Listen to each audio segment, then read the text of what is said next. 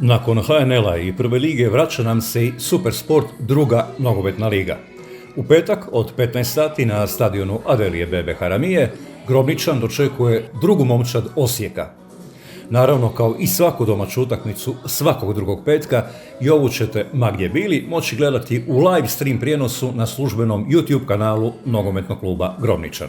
Šef struke istaknuo je kako se klubska uprava pobrinula za posve profesionalne uvjete zimskih priprema, iako većina igrača nisu baš 100% profesionalci. Tijekom prijelaznog roka s Mavrinci su otišli Abusa i Princ, te Matković i Pozderac, struku je ojačao Tomica Veljačić, a igrački kadar dobio pojačanja u Marku Ravliji, koji zbog 3 žuta kartona ne konkurira za dvoboj s Osijekom, Bleond Redžepi iz Kosovske Trepče, te Antonio Belobrajdić, Petar Vukajlović i Karlo Milinović. Mislim da smo se dobro spremili, psihički i fizički smo stabilni. Ostvarivanje primarnog cilja je ostanak u ligi. U 7 tjedana imali smo 60-70 treninga, napravili gro planiranog i spremni ulazimo u bitke pred nama. Priča nam šef Predrag Stilinović, pa dodaje: svojevrsni hendikep je mladost naše ekipe, jer borba za opstanak je prije svega psihološka kategorija. Igranje na rezultat, strpljivo, disciplinirano.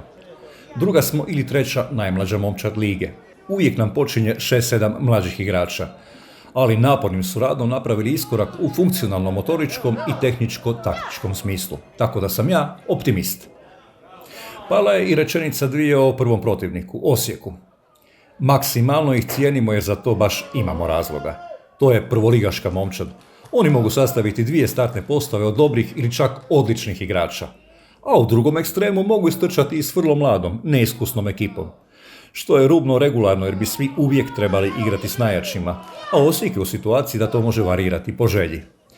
Nama bi odgovaralo da igraju sa takozvanom slabijom, mlađom momčadi, ali ne zaboravimo kako u Osijeku 2 imaju i 6 registriranih igrača, kao što su na primjer Šime Gržan ili Ivan Fiolić, koji za sebe imaju ne samo bogatog prvoligaško, nego čak i međunarodno iskustvo, rekao nam je Predrag Stilinović.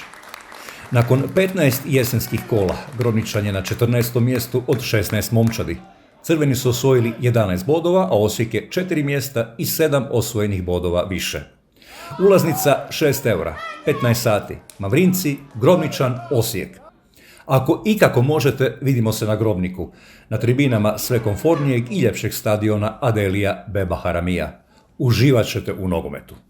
Ali ako baš nikako ne možete, gledamo se i slušamo u live streamu na službenom YouTube kanalu nogometnog kluba Grobničan.